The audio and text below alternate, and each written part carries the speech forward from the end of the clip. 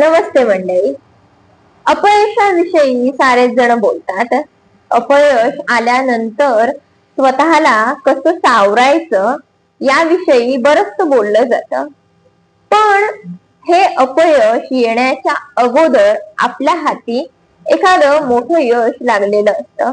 आपल्या हातामध्ये एखादं मोठं यश, एखादं मोठं सुख आलेलं असतं. मग या सगळ्या यशाच्या आनंदाच्या काळामध्ये स्वतःला कसं सांभाळायचं याविषयी सुद्धा जाणून घेणं तितकंच गरजेचं असतं. कारण यशामध्ये जर आपण स्वतःला सांभाळू शकलो नाही तर हाती आलेल्या यशाचं अपयशामध्ये रूपांतर व्हायला वेळ लागत नाही. तर आजचा व्हिडिओ याविषयीच आहे, तो व्हिडिओ शेवटपर्यंत जरूर पहा.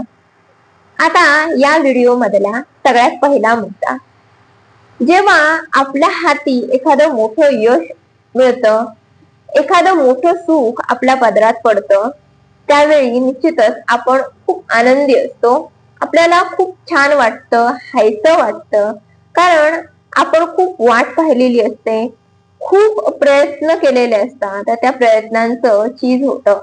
अशा वेळी कोणाला छान वाटणार नाही, कोणाला छान वाटणार नाही, कोणाला ते सेलिब्रेट करावंसं वाटणार नाही.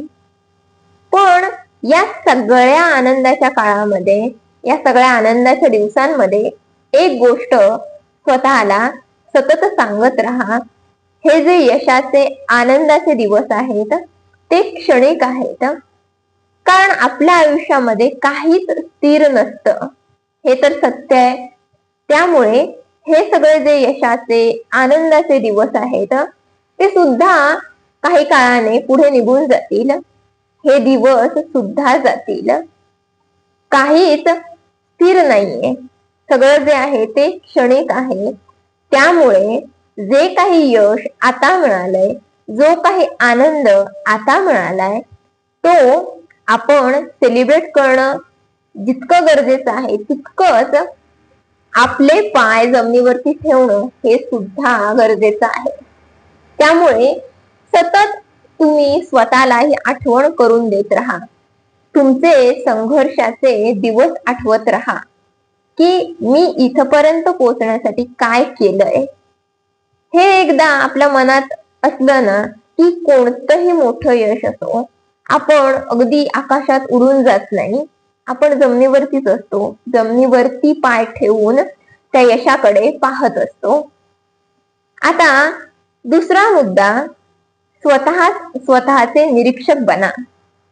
यात काय करायचं तर स्वतःला काही प्रश्न विचारायचे.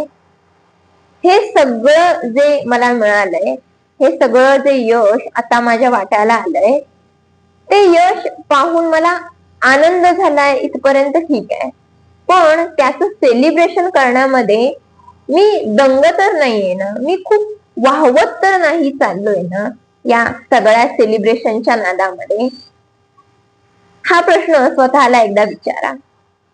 दुसरं असं की बऱ्याचदा असं होतं, आपल्याला एखादं मोठं यश मिळतं, आपण खूप आनंदी असतो.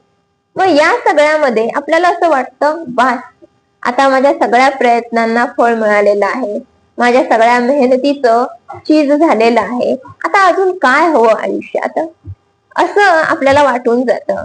बस सगळं काही मिळालं, इतकं काही मी अचीव केलं, आता हे वाटणं साहजिक आहे. बरं, यात काही कमी देखील नाही, यामुळे आपला आत्मविश्वास वाढतो. पण हे सतत तुम्हाला वाटतंय का की मी खूप काही मिळवलेलं आहे, मला आता कशाचीच गरज नाही, मी इतकं काही इतक्या कमी वयामध्ये अचीव केलंय, किंवा अगदी या वयामध्ये काही जणांना यश मिळायला खूप उशीर होतो, या वयामध्ये सुद्धा मी इतकं केलंय, खूप झालं, आता मला काही करण्याची गरज नाही, किंवा आता मी थोडे प्रयत्न केले तरी चालून जातील, असं काहीतरी तुम्हाला वाटतंय का? हा प्रश्न सुद्धा स्वतःला विचारा. आणि सगळ्यात महत्वाचा प्रश्न, या सगळ्या यशामध्ये तुम्ही स्वतःला खूप ग्रेट समजताय का?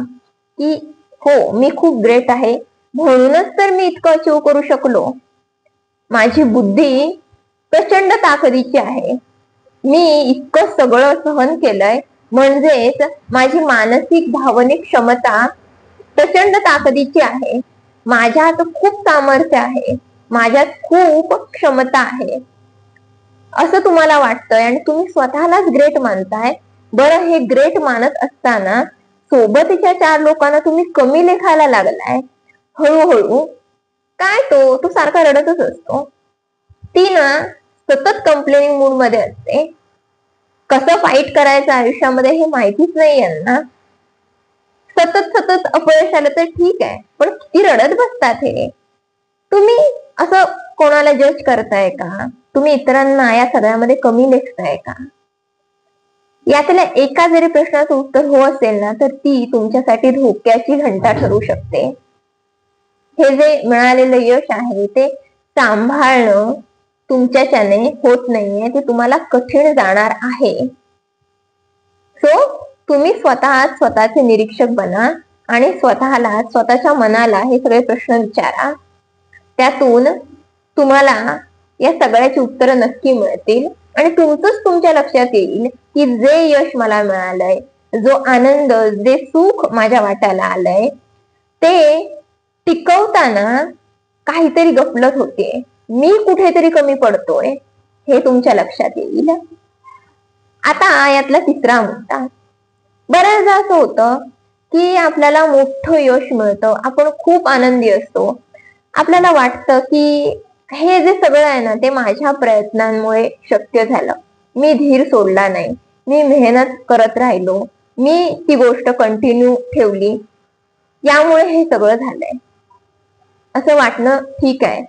पण कोणतंही मोठं जे यश असतं, मग ते नोकरीमधलं असेल, करिअर मधलं असेल किंवा तुमचा स्वतःचा एखादा व्यवसाय असेल, त्या दृष्टीने तुम्ही प्रयत्न करत असाल, किंवा एखादं मोठं आर्थिक यश, वर्षानुवर्ष मी मेहनत करतोय, जॉब चेंज केले, वेगवेगळे व्यवसाय केले, अजून काही कामं केली आणि फायनली मी या आर्थिक यशापर्यंत पोहोचलोय, तशा प्रकारचं यश असेल, किंवा एखादं मोठं शैक्षणिक यश असेल की मी ही कॉम्पिटिटिव्ह एक्झाम क्रॅक करू शकलो, मी ही डिग्री अत्यंत संघर्षाने मिळवू शकलो, असं कोणत्याही स्वरूपाचं मोठं यश असेल, ते यश जे असतं ना ते एकट्याचं कधीच नसतं.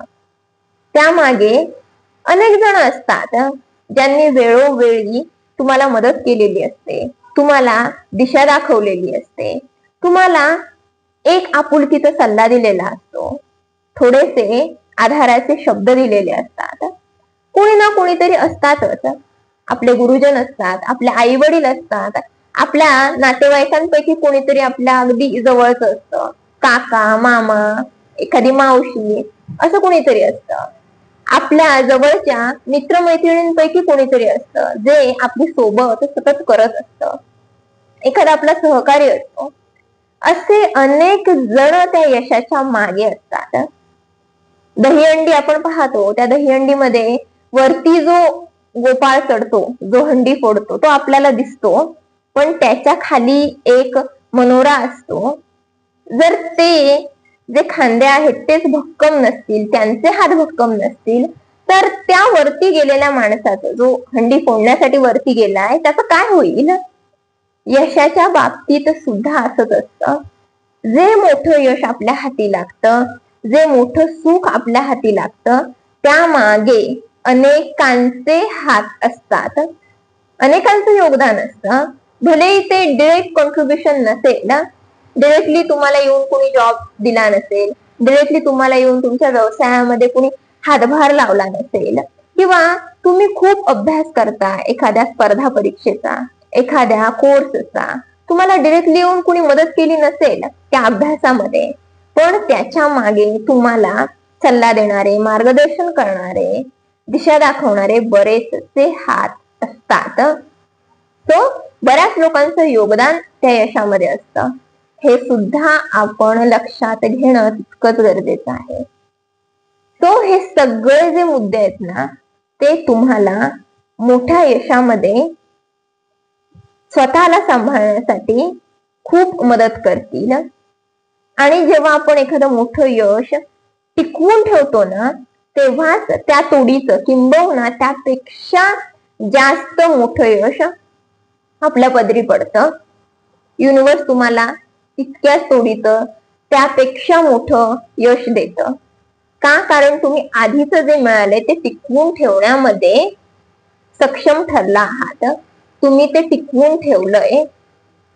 सो अपयशामध्ये स्वतःला सावरणं जितकं गरजेचं असतं तितकंच यशामध्ये स्वतःला सांभाळणं गरजेचं असतं. हा होता आजचा व्हिडिओ. कसा वाटला? तुमच्या प्रतिक्रिया कमेंट बॉक्स मधून जरूर कळवा. भेटूया एका नव्या व्हिडिओमध्ये नव्या विषयासह. तोपर्यंत बाय.